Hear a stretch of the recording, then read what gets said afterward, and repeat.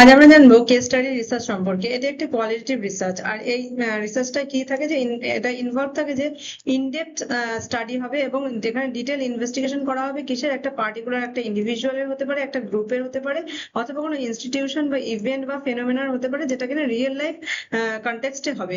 আর এই কেসটা দেখো আরো ভালো করে যদি বুঝি যে কেসগুলো কিসের উপর হতে পারে। একটা হচ্ছে দেখো ইন্ডিভিজুয়ালের হতে পারে, যেটা দেখলাম যে ইন্ডিভিজুয়াল কোনো স্টুডেন্টের উপর হতে পারে, কিংবা টিচারের উপর হতে পারে, কোনো স্কুলের উপর হতে পারে, কোনো ক্লাসরুমের উপর হতে পারে, কোনো ফ্যামিলির উপর হতে পারে, কোনো অর্গানাইজেশনের উপর হতে পারে, কিংবা কোনো একটা কমিউনিটির উপর হতে পারে, কোনো একটা এডুকেশনাল প্রোগ্রামের উপর হতে পারে, কিংবা কোনো সোশ্যাল যদি ইভেন্ট হয় তার উপরে যে ইনডেপথ স্টাডি হবে রিয়েল লাইফ সিচুয়েশনে, সেটাই হচ্ছে কেস স্টাডি রিসার্চ। এবার দেখি যে এর ক্যারেক্টারিস্টিক্স গুলো কি, মানে বৈশিষ্ট্যগুলো কি। এটা হচ্ছে দেখো, এটা একটা ইন্টেন্সিভ স্টাডি। এটার ক্ষেত্রে একটাই কেস নেওয়া হবে কিন্তু গ্রেট ডিটেলে দেখা হবে। আর এক্ষেত্রে কি হলিস্টিক অ্যাপ্রোচ, মানে এক্সামাইন করা হবে সমস্ত ভ্যারিয়েবল গুলোকে, কোনো একটা ভ্যারিয়েবল না, সমস্ত ভ্যারিয়েবল গুলোকে এখানে স্টাডি করা হয়। তারপর কন্টেক্সচুয়াল অ্যানালিসিস, মানে রিয়েল লাইফ সিচুয়েশনে আমরা অ্যানালিসিসটা করব। তারপরে কি মাল্টিপল সোর্স থেকে ডেটাটা কালেক্ট করা হচ্ছে, যেমন ধরো ইন্টারভিউর মাধ্যমে হতে পারে, অবজারভেশন, কিংবা টেস্ট, বিভিন্ন যে সাইকোলজিক্যাল টেস্ট গুলো হয় সেগুলোর মাধ্যমে হতে পারে। তারপরে দেখো ফ্লেক্সিবল মেথোডোলজি, মানে এক্ষেত্রে কিন্তু মেথোডোলজি একটা ফিক্সড করে নিলাম সেটাই কিন্তু না। একটা সেই কেসে যখন আমরা ইনডেপথ স্টাডি করব তার মাধ্যমে আমরা যে মেথোডোলজিটা ফিক্সড করেছিলাম সেটাকে দরকার অনুযায়ী কি করতে পারবো, মডিফিকেশন করতে পারবো। তারপরে দেখো এখানে হচ্ছে কোয়ালিটেটিভ ওরিয়েন্টেশন, মানে এখানে কিন্তু মিনিং দেখা হয় কোনো জিনিসে, তারপরে এক্সপেরিয়েন্স কে গুরুত্ব দেওয়া হচ্ছে কিংবা পারসেপশন কে গুরুত্ব দেওয়া হচ্ছে। শুধুমাত্র নাম্বার নিয়ে খেলাই কিন্তু এই কেস স্টাডি রিসার্চের আসল উদ্দেশ্য না। তারপর দেখো লংজিটিউডিনাল ইন নেচার, মানে এটা কিন্তু যেহেতু অনেক ডেটা বা ইনডেপথ ডেটা নেওয়া হয়, সেই জন্য কি অনেক দিন ধরে ডেটাটা কালেক্ট করা হয়। এক্সপ্লোরেটরি কে এক্ষেত্রে ডিসকভার করা হয় নতুন নতুন আইডিয়া গুলো। আর ডেসক্রিপটিভ নেচার হয় এটা, তার কারণ হচ্ছে এক্ষেত্রে ডিটেল ডেসক্রিপশন দেওয়া হয়। এবার দেখি যে অবজেক্টিভসটা কি। অবজেক্টিভটা দেখো এক্ষেত্রে আন্ডারস্ট্যান্ড করা হয় কোনো একটা ফেনোমেননকে কি কিসে ইনডেপথ ওয়েতে, আর এক্ষেত্রে এক্সপ্লোর করা হয় কোনো কমপ্লেক্স সোশ্যাল অথবা এডুকেশনাল ইস্যুকে। আর এক্ষেত্রে জেনারেট করা উদ্দেশ্য থাকে যে নিউ থিওরিজ এবং হাইপোথিসিস গুলো। এছাড়া ইনভেস্টিগেট করা হয় রেয়ার অথবা ইউনিক সিচুয়েশনকে। আইডেন্টিফাই করার চেষ্টা করা হয় কোনো একটা কজ কিংবা কনসিকুয়েন্স অফ দ্য ইভেন্টস। আর ডেভেলপ করার চেষ্টা করা হয় কোনো একটা প্র্যাকটিক্যাল প্রবলেমের সলিউশনটাকে। আর আন্ডারস্ট্যান্ডিং করা হয় ইন্ডিভিজুয়াল ডিফারেন্স গুলোকে। এইগুলোই হচ্ছে এই কেস স্টাডি রিসার্চের প্রধান প্রধান উদ্দেশ্য। এবার দেখি যে কেস স্টাডি যে স্টাডিটা আছে, মানে রিসার্চটা আছে, টাইপস গুলো কত ধরনের হয়। দেখো একটা হচ্ছে ইন্ট্রিনসিক কেস স্টাডি। এক্ষেত্রে কি করা হয়, স্টাডি করা হয় কোনো একটা হাইলি ধরো গিফটেড চাইল্ড হলো, তো সে তার স্কুলের মধ্যে সেই স্টুডেন্টটা তার কি কি বৈশিষ্ট্য, এই সমস্ত ব্যাপারগুলোকে দেখা হয়। আর ইনস্ট্রুমেন্টাল কেস স্টাডি কি, এটা একটু বড়, মানে এর পরিসরটা অনেকটা বড় হয়। এক্ষেত্রে কি করা হয়, স্টাডি করা হয় one school to understand educational leadership, মানে এডুকেশনাল লিডারশিপটা কিভাবে কোনো একটা স্কুলে চলছে সেই ব্যাপারটাকে দেখা হয়। তারপরে কি কালেকটিভ অথবা মাল্টিপল কেস স্টাডি। এক্ষেত্রে কি কম্পেয়ার করা হয় বিভিন্ন teaching practice in multiple school, মানে একটা স্কুলের ক্ষেত্রে না, অনেকগুলো স্কুলের ক্ষেত্রে। এক্ষেত্রে কিন্তু কম্পেয়ার করার জন্য অনেক আলাদা আলাদা যে কেস স্টাডি করে তারপরে তাকে কি করা হয়, মাল্টিপল ওয়েতে এটাকে কম্পেয়ার করার চেষ্টা করা হয়। তারপরে কি দেখো এক্সপ্লোরেটরি কেস স্টাডি। এক্ষেত্রে কি করা হয়, to study research questions and hypothesis. Research question বা হাইপোথিসিস সেট করে সেটাকে আইডেন্টিফাই করার জন্য কিন্তু এক্সপ্লোরেটরি কেস স্টাডি ব্যবহার করা হয়। ডেসক্রিপটিভ কেস স্টাডিতে কি করা হয়, ডেসক্রাইব করা হয় ক্লাসরুম যে ইন্টারাকশনের যে প্যাটার্নটা সেটাকে। আর তারপরে হচ্ছে এক্সপ্লানেটরি কেস স্টাডি, মানে এক্ষেত্রে কি করা হয়, এক্সামাইন করা হয় যে why a student drop out of school, মানে কেন একটা স্টুডেন্ট বা অনেক স্টুডেন্ট একটা স্কুল থেকে ড্রপ আউট করছে। তাহলে দেখো এই যে প্রত্যেকটা যে কেস স্টাডির টাইপসটা দেখলাম, তার জন্য কিন্তু আমরা এগুলো আলাদা আলাদা উদাহরণ দেখলাম। এটা কিন্তু ঠিক এরকম না যে এইগুলোই হতে হবে। মানে এই ইন্টারেস্টিং কেস স্টাডির ক্ষেত্রে আমরা যেটা দেখলাম যে হাইলি গিফটেড চিলড্রেনদের দেবো, এক্ষেত্রে কিন্তু অন্যান্য আলাদা আলাদা আমরা করতে পারি। মানে কি এখানে উদাহরণ হিসাবে তোমাদের দেখো এখানে দিয়ে দেওয়া হয়েছে যে প্রত্যেকটার ক্ষেত্রে কি কি উদাহরণ দেওয়া হয়েছে, সেই হিসাবে কিন্তু আমাদের কেস স্টাডি টাইপ গুলোকে বোঝানো হচ্ছে। এবার দেখো যে এই কেস স্টাডি যদি আমরা কন্ডাক্ট করতে যাই তাহলে তার স্টেপ গুলো কি কি। প্রথম হচ্ছে দেখো আইডেন্টিফিকেশন অফ প্রবলেম। আইডেন্টিফিকেশন করার জন্য দেখো একটা প্রবলেম আমরা নিয়েছি যে poor academic performance among secondary school student. তাদের যে পুয়ার একাডেমিক পারফরমেন্স কেন হচ্ছে সেই জন্য।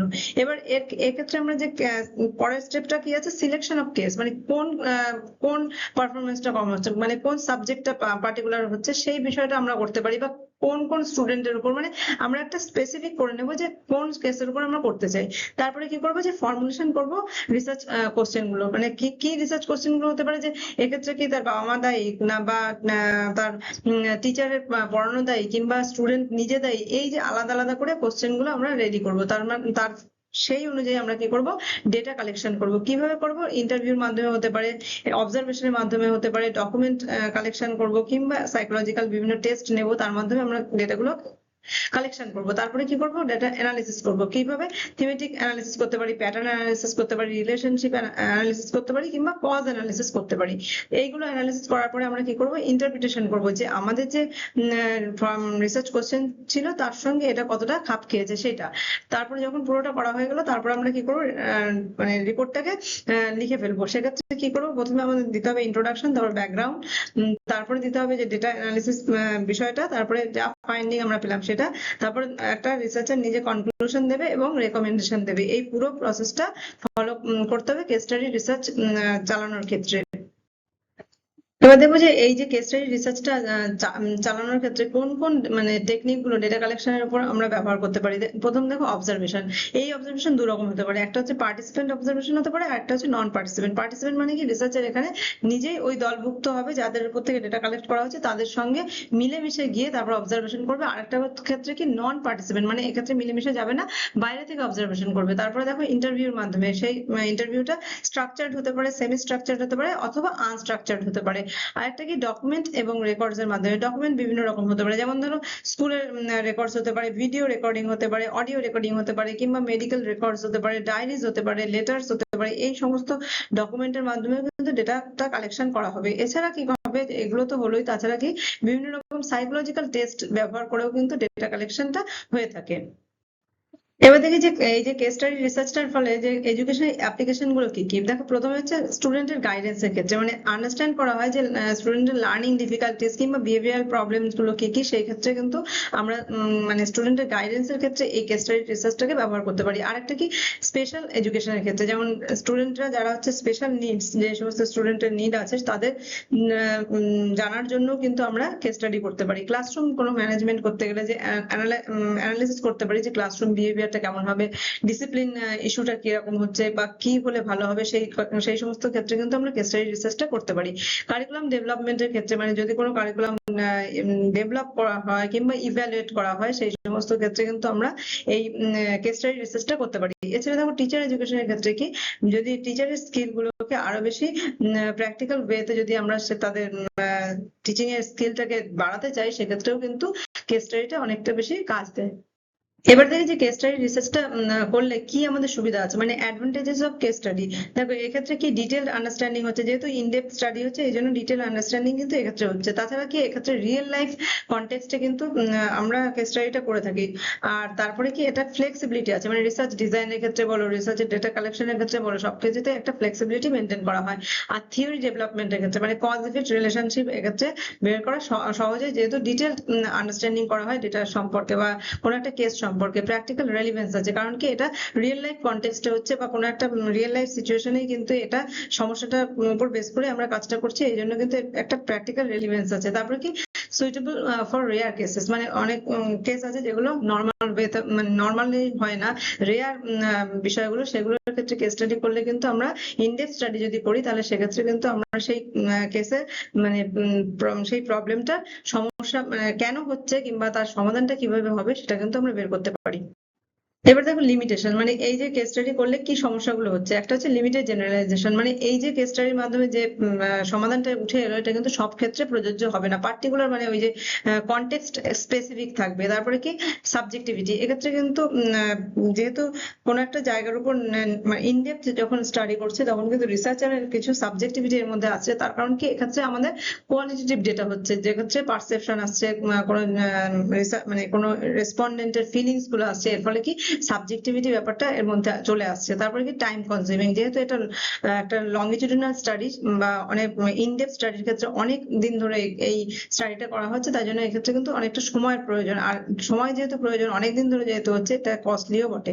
তারপরে কি ডিফিকাল্টি ইন রেপ্লিকেশন, মানে এই যে কেস স্টাডিটা হয়েছে কোনো একটা কনটেক্সটে হয়েছে, সেই জিনিসটাকে আবার একই ভাবে যদি মানে চেষ্টা করা হয় যে আবার একইভাবে রিসার্চটা করা যাবে, তাহলে কিন্তু এটা হবে না। কারণ কি, এটা কনটেক্সট স্পেসিফিক বা রিয়েল লাইফে হচ্ছে, এটা কোনো ল্যাবরেটরি না যে বারে বারে আমরা এই একই জিনিস করে করে দেখবো, সেই ব্যাপারটা কিন্তু এক্ষেত্রে হচ্ছে না।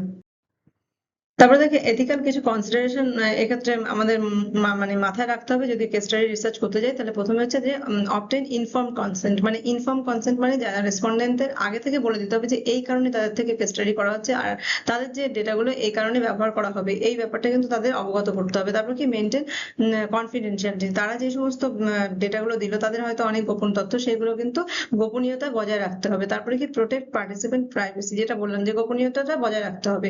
তারপরে কি, অ্যাভয়েড হার্ম টু পার্টিসিপেন্টদের মানে মানসিকভাবে বা শারীরিকভাবে কোনোভাবে কিন্তু হার্ম করা যাবে না। আর যে সমস্ত ফাইন্ডিংস গুলো আমরা পেলাম, সেই ফাইন্ডিংস গুলোকে কিন্তু আমরা অনেস্টলি রিপোর্ট করতে হবে। যে কোনো একটা জিনিস এমন হচ্ছে যে আমার ইচ্ছার বিরুদ্ধে, সেটা কিন্তু রিসার্চের ইচ্ছার বিরুদ্ধে বা এই ব্যাপারগুলো যেন না হয়। তারপর কি দেখো, রেসপেক্ট করতে হবে পার্টিসিপেন্টদের যে রাইট, সেটা কিন্তু আমাদের রেসপেক্ট করতে হবে এই কেস স্টাডি রিসার্চের ক্ষেত্রে। মানে এটা কিন্তু একটা বড় একটা এথিক্যাল কনসিডারেশন। তাহলে আজকে আমরা জানলাম যে কেস স্টাডি রিসার্চ কাকে বলে, তার অবজেক্টিভস কি, তার ক্যারেক্টারিস্টিক্স কি, তার স্টেপ গুলো কি, তার তোমার অ্যাডভান্টেজ কি, ডিসঅ্যাডভান্টেজ কি, তার এথিক্যাল কনসিডারেশন কি, এই সব কিছুই।